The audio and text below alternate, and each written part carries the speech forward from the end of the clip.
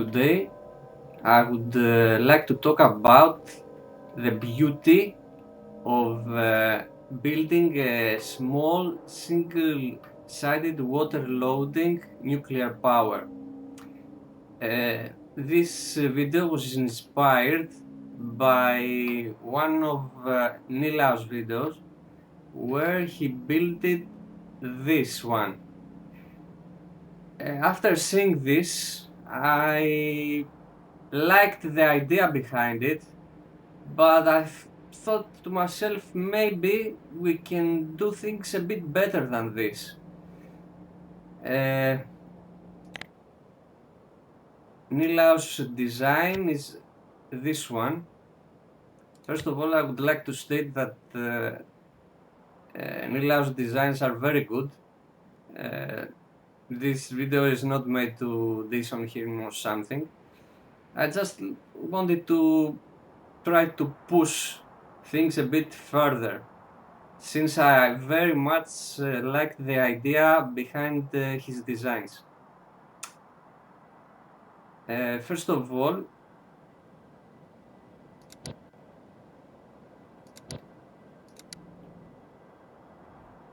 the basic design I'm going to show you today is this one.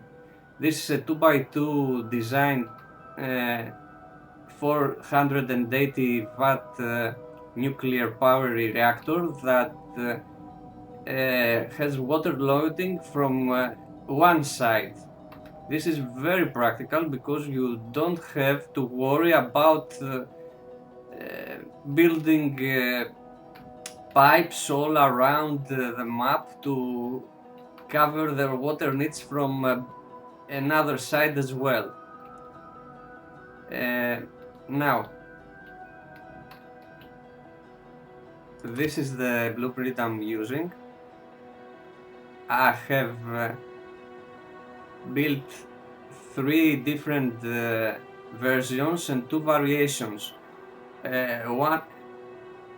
Each version is different in the fuel loading design, and the variations are one with fuel saving in mind and one without fuel saving. Now, I have built one with a single belt for loading. In this case, your fuel cells come from the left and the empty fuel cells will leave from the right. This design is useful when you don't care about returning your empty fuel cells the same direction from where they came. If you want to return your empty fuel cells the same direction, you need to build a double belt line like this one. Or, in case you don't want to use belts, you can build this one for the use of logistic robots. Now, for fuel saving, I have built this design. The pretty thing about this design is that it uses a single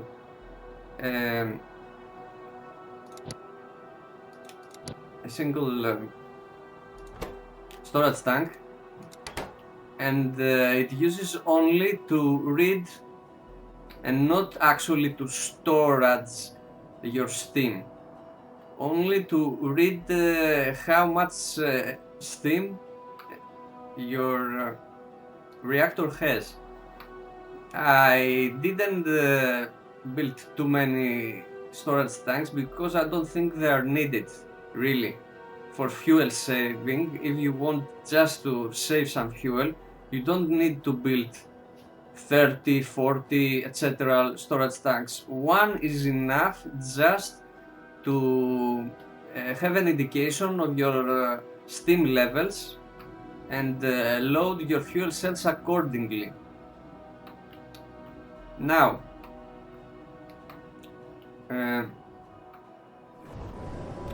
here I have built a single belt design that starts from here and ends up here.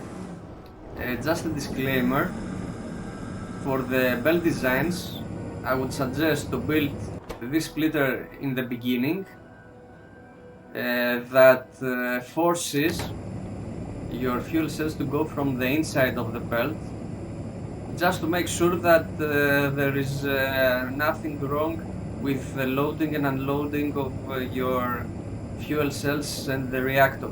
Just to make sure for that, you need at the beginning of the design to build a splitter with some filtering to make sure to force it to go from the inside of the belt. And at the end, you need to build another splitter with a filter to make sure that only the empty cells will live. This is a 3.8 gigawatt design. The pretty thing about this is, as long as with a single-sided design, if you build it like this, you can return your fuel cells from your empty fuel cells in the same direction. You don't need to build a double-sided, double belt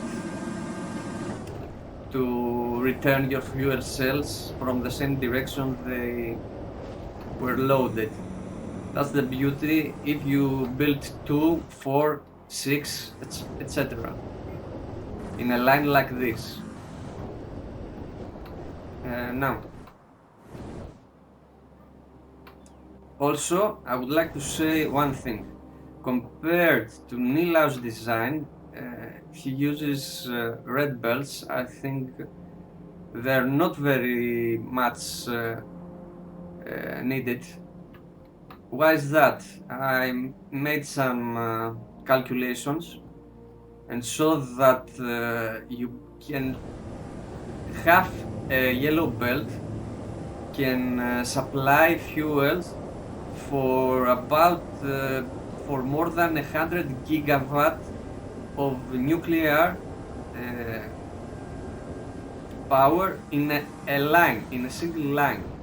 Now, if you want more 200 to build 200 gigawatts of nuclear power in a single line or more for some reason, then yes, you might need, for most cases where you don't I don't think people build 200 gigawatts or more of nuclear power in a single line. I think a yellow belt is enough. Okay, first of all, yes, a yellow belt is enough. I don't use also any underground belts because they're not needed in this case.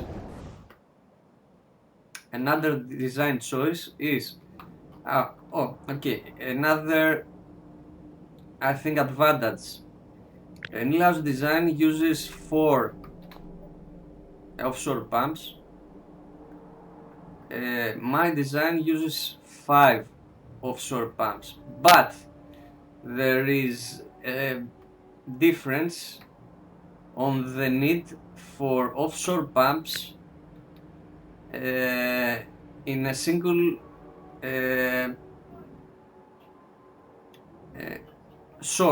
shoreline. What do I mean by that? Let me show you here. This is the design I'm using compared to Nilaus' design. As you can see, I have put in a single line 10 480 megawatt nuclear power plants, 10, leading to 4.8 gigawatt of power. Same for the same shoreline, Nilaus' design can only build about 1, 2, 3, 4, 5, 6, 7 for the same shoreline, and with a bit less of power for each one. It's 7 of 464 megawatts of power. This is 10 of 480.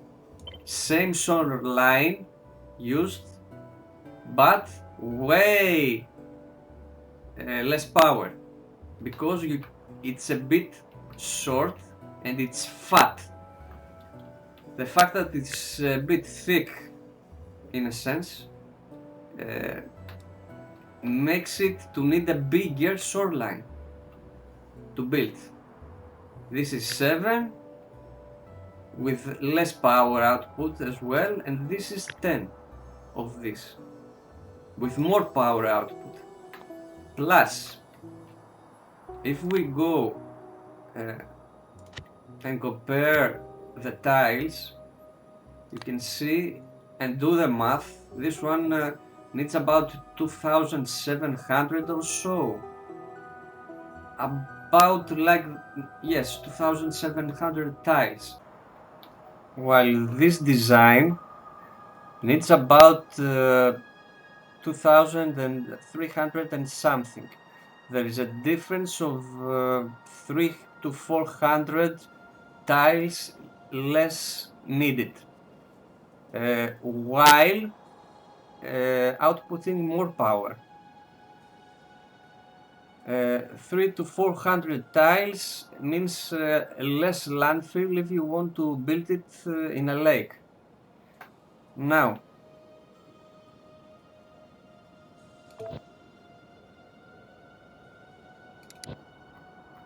you can see, let's say we wanted to build it in a lake.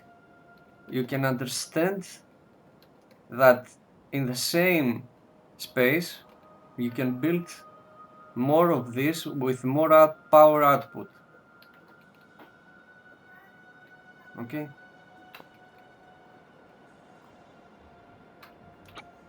this design, while a bit shorter, will give you way less power, similar result. Somebody will say, but it's shorter. Well, the shoreline matters more, I believe. Practically, in game, a shorter shoreline is always better than building too many parallel like this, up and down in parallel. To have a bit more squeezed shoreline is better, practically.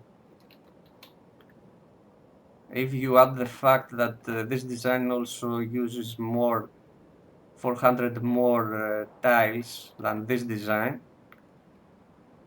then I can see the benefit of having it a fatter design like this one.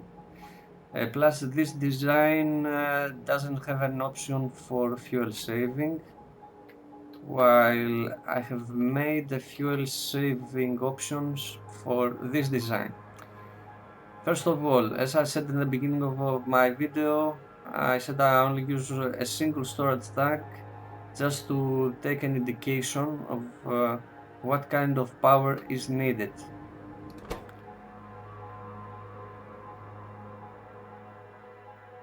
Here is what I did to achieve fuel saving.